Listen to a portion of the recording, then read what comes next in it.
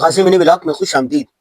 طوفانی بارشوں نے کراچی میں تباہی مچا دی، سڑکیں دریا کا منظر پیش کرنے لگیں، نظام زندگی مفلوج ہو گیا، ہزاروں شہری گھروں کو نہ پہنچ سکے۔ آج بھی ہم کراچی والوں کے لیے موسلا دھار بارش باعث زحمت بنی رہی۔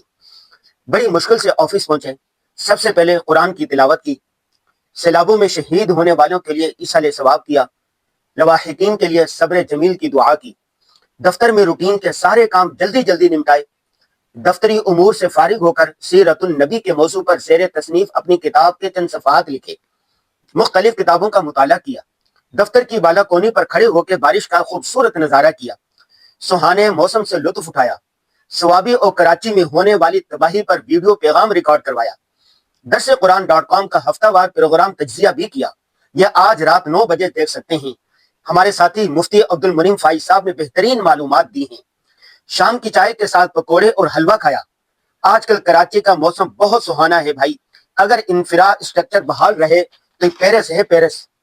آج کی ضروری بات یہ ہے کہ اپنی زندگی میں جو کچھ کرنا چاہتے ہیں کر گزریں، لوگ کیا کہیں گے اس کی بالکل پرواہ نہ کریں۔ زندگی بہت مختصر ہے، لمحے لمحے کو قیمتی بنائیں، اللہ کی عبادت کریں، نبی پاک کی اطاعت کریں اور دکھی انسانیت کی خدمت کو شعار بنا لیں۔